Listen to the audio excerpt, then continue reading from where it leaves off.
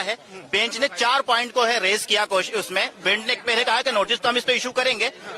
जो solicitor general है उसको कहा कि हम आपको नोटिस इशू करते हैं, ठीक है, नोटिस इशू करेंगे हम, लेकिन हम इसके ऊपर ये कोई पार्लियामेंट एक्ट बनाती है तो उसके ऊपर स्टे नहीं लगाते हैं। लेकिन ये एक्सेप्शनल केस है, ये केस एक एक्सेप्शनल केस है जिसके लिए हम इस पे इंटरिम स्टे देंगे, हम इस पे इंटरिम रिलीफ देंगे। इंटरिम रिलीफ जो है कोर्ट ने ये कहा कि हम अभी डिक्टेट करा रहे हैं इंटरिम ऑर्डर, उसमें उन्होंने हमें क्या क्या रिलीफ दिया। पहला रिलीफ दिया कि एक्स ऑफिशियो को छोड़ करके बाकी जो भी मेंबर होंगे वो सब मुस्लिम होंगे, ये हम लगाते हैं। दूसरी चीज, जो कलेक्टर अगर जा करके सर्वे करता है तो वो कलेक्टर जाके सर्वे करने से पहले कोई उसका नेचर नहीं चेंज कर सकता और करने से पहले हमारे यहाँ एप्लीकेशन लगाएगा इस कोर्ट में आके।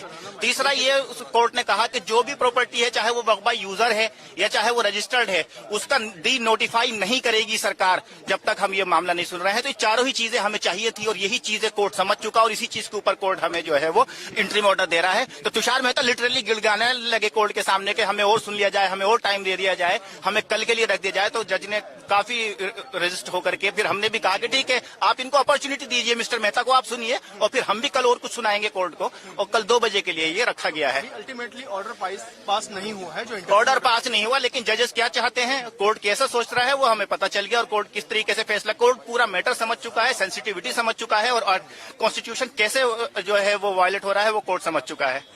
अच्छा, नोटिस इशू किया गया है, कुछ इस तरीके की बात सामने आई है या कुछ एफिडेविट वगैरह फाइल करने को कहा गया है? नहीं, अभी क्या है, कल डिसाइड कोर्ट ने कहा कि अब मिस्टर मेहता हम आप नोटिस इशू करेंगे और आप जो है जवाब दे दीजिएगा। तो मेहता ने खुद कहा कि सर आप मुझे इशू कर दीजिए, हम 15 दिन में इसको सुन के 15 दिन के अंदर हम एफिडेविट ले आएंगे, डे टू डे आप इसको सुन लीजिए, आप स्टे मत लगाइए। जज ने कहा कि नहीं, स्टे लगाना जरूरी है, इंटरिम रिलीफ देना जरूरी है, because it's an exceptional case. जी, तो कल हो जाएगा इंशाल्लाह।